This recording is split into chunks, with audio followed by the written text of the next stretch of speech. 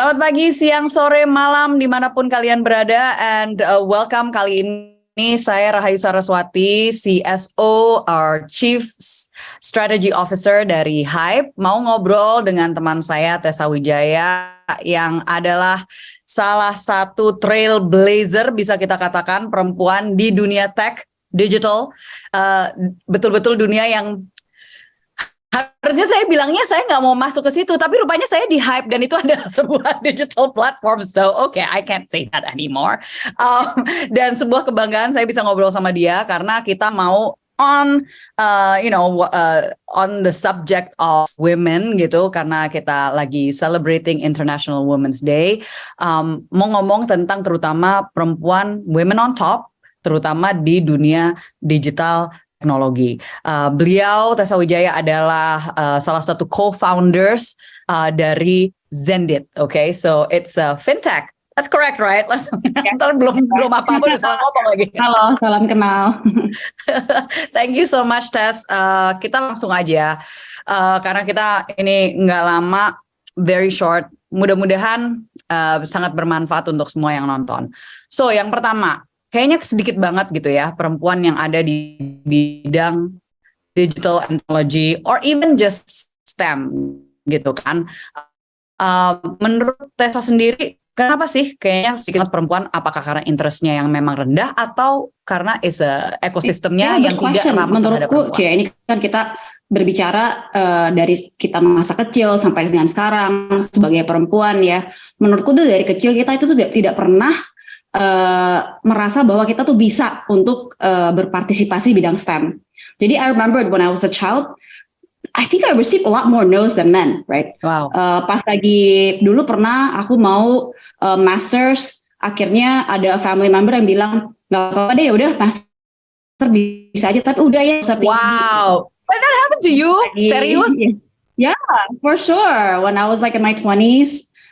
Because I was like I had bigger dreams ya, dulu kan apalagi idealis banget, pengen belajar public policy dan sebagainya. My family members like, oh ya udah deh, nggak apa-apa deh kalau gitu, tapi udah ya nggak cukup, nggak usah lagi setelah itu. And even so I had multiple careers, I had career changes. Pertama, I was actually in finance, right, an investment banker. And when I applied, I remember the friend was going, how can you go into finance? You didn't even study finance. Padahal aku diterima gitu caranya. Ya udah oke. Terus pas lagi nggak usah diperdebatin juga gitu. Iya betul. Tapi sampai kaget tuh, sampai gila kok bisa kayak gitu sih? Nggak mungkin. I'm like well itu, tapi udah terima kenyataannya mungkin gitu. Dan sekali lagi pas lagi pas lagi mau terjun ke bidang fintech pun dibilang mana bisa, lu kan nggak pernah jadi orang operasional, mana ngerti cara membuat satu perusahaan. Wow. Dan sebenarnya secara kontras. Contoh, ada kolega di kantor yang pernah menyatakan, I'm gonna make a startup, and everybody was immediately like, way to go, man, yeah, give it a try, I'm sure you'll succeed. And women hear a lot less of that. I think that's one big thing. Jadi untuk kalian perempuan ataupun laki ya, kalau misalkan ada perempuan lain yang ingin mempunyai mimpi yang lebih besar, jangan sampai perkataannya permuaannya no gitu. Harusnya yes, you can do it. Kenapa tidak? Coba aja. Right. Dan itu salah satu poin yang penting banget ya. Satu, support system, tapi yang kedua, yang salah satu yang di-mention, women support women gitu. Kadang-kadang justru kita yang jadi kita yang menahan sendiri gitu kan. Itu adalah kayak tante aku waktu dulu yang bilang bahwa kok harusnya merit aja dong, ngapain kamu kalau cewek nggak usah pinter-pinter. I was like, oh man, okay. Jujur, I've dengar tentang perempuan CEO, COOs, pokoknya yang gitu ya, pimpinan-pimpinan gitu of their own right gitu. Itu banyak sebenarnya yang bercerita tentang bagaimana itu justru datangnya dari female members, jadi anggota keluarga yang perempuan itu justru yang bilangnya udah nggak usah, ntar kalau misalkan kamu kayak tadi S3, siapa yang mau nikah sama kamu kalau kamu dianggap lebih pintar daripada cowok? Kepintaran loh, mana ada cowok yang mau lebih pintar daripada mereka loh, kok kenapa tidak? Itu pertama kan, exactly. Kedua, role modelnya mana? Nggak banyak, apalagi pada saat aku mulai di tech, pada saat itu perusahaan teknologi masih sedikit sekali. Yang ada mungkin kebanyakan adalah e-commerce, nggak ada yang namanya women in fintech. Sedangkan for me, I was like, oh, I'm slightly geeky. I like fashion. I love fashion. Tapi I wanted to do something a little bit different, right? That impacts the economy, that impacts, masih idealis lah, pengennya yang have a big impact in the country. That's why for me, fintech lebih menarik nih. Efeknya kan pasti akan lebih besar lagi. But yeah, you don't see many others. Even now, by the way, jarang sekali. I mean, well, yes, it's not right, but come on, we gotta celebrate gitu kan, cheerleader. Celebrate, but also mana yang lain? Ayo dong, maju. Ya, si Tessa nggak mau jadi satu-satunya guys. Kalau misalkan kalian ada yang mau, why not gitu loh.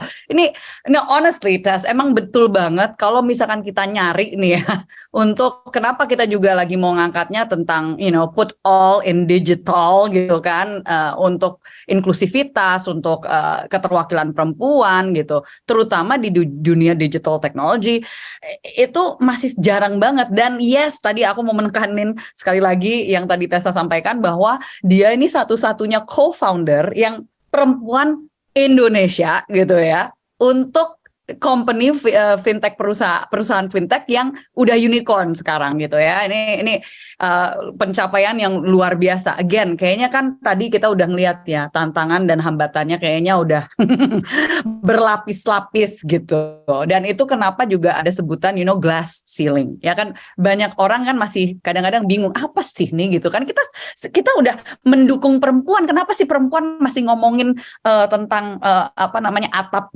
yang terbuat dari galas gitu ya, karena nggak kelihatan, intinya kan itu nggak kelihatan, tapi kita yang merasakan gitu bahwa, and it's so true. Kadang-kadang mereka melakukannya bukan berarti mereka nggak sayang sama kita kayak ikannya Tes, justru karena mereka anggap mereka sayang, mereka takut kitanya disappointed, takut kitanya nanti malah yaitu nggak dapet jodoh, malah nanti istilahnya karena ini juga yang dunia patriarkal ya, budaya yang dimana dianggap bahwa perempuan itu pentingnya ya untuk menikah, punya anak, ada seolah-olah values kita itu nggak ada di luar dari itu.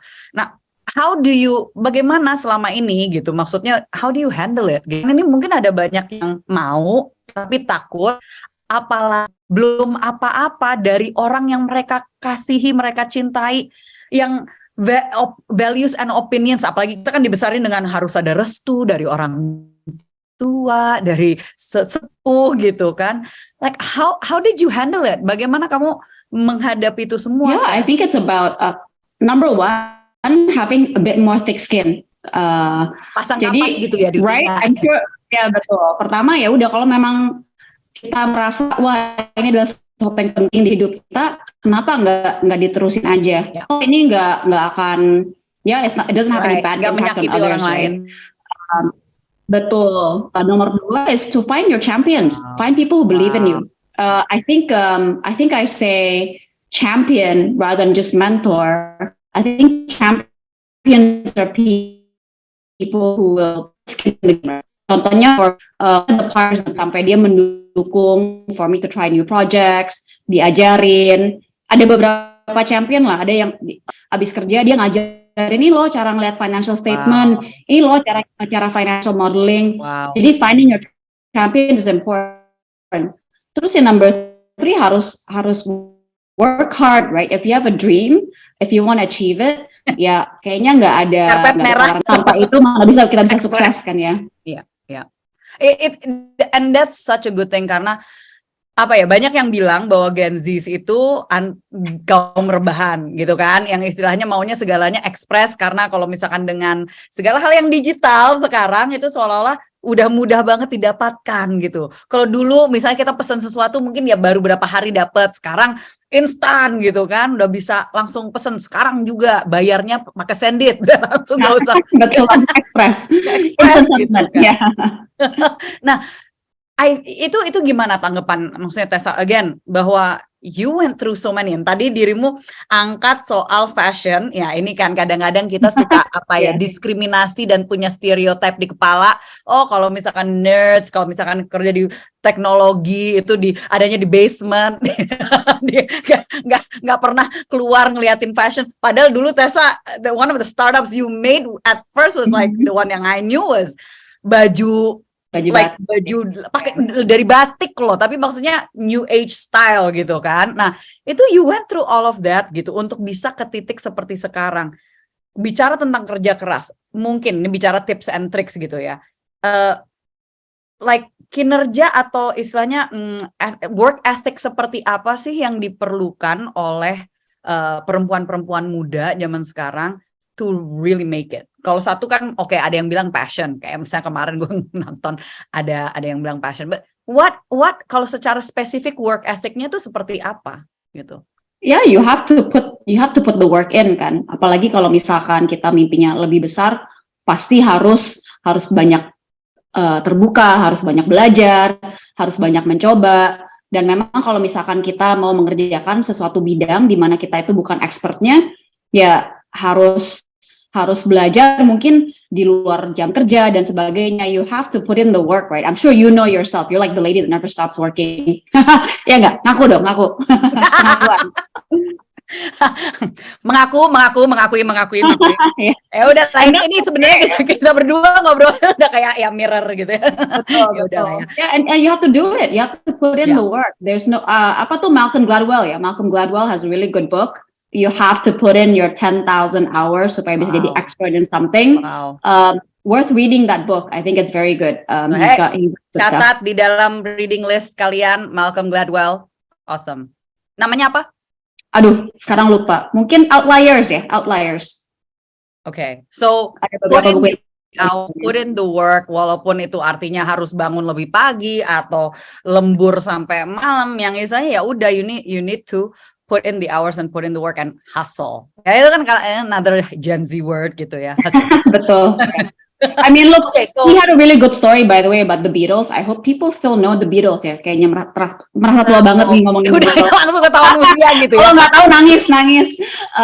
Tapi dia bilang semua orang cuma tahu ceritanya the Beatles pas udah tenar ya, udah bisa main di stadium yang besar. Tapi sebelumnya they had to put in the work, main di bar kayak, di pub kayak, di mana kayak. It's the same, whatever you wanna do. Mau main instrumen musik, mau jadi penyanyi kayak, mau jadi aktor kayak, mau jadi CEO di fintech kayak, mau whatever, you have to put in the work. There's no excuse, nggak bisa ketahuan. Absolutely. And satu hal juga yang maybe sebagai tip juga buat teman-teman di luar sana, I think one thing yang jadi keinget gitu, quote dari salah satu mentor gitu ya, yang bilang bahwa look, you know, skills are one thing, and itu yang tadi nggak mungkin bisa sampai to the top kalau misalkan you don't hone the skill gitu ya. Yang harus you put in the hours, you put in the work. Yang kita kayak misalnya lupa gitu bahwa Raffi Ahmad bisa jadi kayak Raffi Ahmad sekarang, Gigi bisa jadi kayak sekarang. Dulu tuh mereka bahkan nggak pernah tidurnya tuh bahkan di lantai, di sofa, in the studio. Kita ngelihat Elon Musk, kita ngelihat Steve Jobs, kita ngelihat Mark Zuckerberg, all of them put in the hours sampai yang istilahnya hampir nggak punya life outside of work gitu ya. Nah ini ya oke. Work-life balance, myth, or that's about the podcast. Next time. Next topic, seru juga itu. Topic, exactly. Yeah. No, but aku jadi keinget bahwa look, skills are one thing, but let's not forget character. Ya nggak sih, Tess? Karena kadang-kadang istilahnya ya lu sehebat-hebatnya lu tuh kalau misalnya you don't have good character, you're not trustworthy, nggak bisa diandalkan untuk be on time, untuk bisa do your part, do your work. Gimana pun juga dalam organisasi it takes teamwork kan ya, Tess. Totally. Being humble is number one. I think kalau kalian sombong atau merasa ini gue udah tahu lebih tahu dari yang lain, it's gonna be harder to move forward, right? Because you're not gonna be curious, nggak bisa belajar, nggak bisa being open-minded to other ideas, right? So being humble is number one. I mean, in fact, at Zendit, when we hire, number one is culture, and for me, number one culture is be humble. Pernah sekali I interviewed someone, pinter banget, jago banget, ngomong tuh seru banget pas lagi interview, apa nggak berhenti sampai nggak kerasa udah 1 jam. Tapi terus, you know what happened? He yelled at my assistant before. He was so nice to me. Dia marah-marah sama asistenku. Wow. And for me, that was a no-no. I don't care who you are. Yes. You do not treat other people like that, right? Hey. Padahal aku yang udah mati-matian, setting up the right timing. Kalau orang-orang yang di orang-orang profesional pasti tahu kan ya, scheduling itu kayak Tetris kadang-kadang. Susah banget bikin pasnya kan. Dan itu adalah usahanya tuh harus besar sekali. I'm a big believer, especially people on the ground, you do not treat them badly. And being humble is very important in that way. And itu jadi keinget juga another story yang dimana misalnya CEO basically testnya itu dengan 2 orang dari perguruan tinggi yang sama, skor yang exactly sama on how they treat a waitress in restaurant. Itu juga exactly same. Hey, leaders, look after your own. Terakhir, because nggak kerasa waktunya udah bye. Iya. Ini kalau misalkan kita ngobrol bisa sampai. Makanya we need to meet up again. Halo Tess, udah lama banget. Harapan Tessa untuk perempuan-perempuan muda, terutama or women in tech, itu harapannya gimana untuk kedepannya? Harapannya, don't be scared to lead, don't be scared to try. Kalau aku lihat ya, apalagi di at my workplace, at Zendesk even, right? Banyak banget perempuan yang lebih kurang pede, selalu mempertanyakan, should I be here? Do I deserve to be here? Ini benar apa enggak? And basically all those women are super hard workers. Jadi for me, jangan takut, coba dulu gitu. Harus lebih berani, biar gimana kalau tidak dicoba tidak akan tahu. Jadi for me, I want more people to do that. Dream bigger, dream higher, right? Jangan merasa takut dulu. Just try, keep going, do. Absolutely. And another quote to end our conversation today. You know, reach for the stars and you may land on the moon. Berangan-angannya itu ke bintang supaya siapa tahu bisa mendaratnya di bulan. So thank you so much for the inspiration. Udah sangat berbagi inspirasi buat kita semua. Mudah-mudahan semua yang nonton ini bisa dapat manfaatnya juga dan dapat inspirasi dari apa yang kita bicarakan. And of course, happy International Women's Day for all the amazing women out there. And thank you so much, Tessa. See you again soon.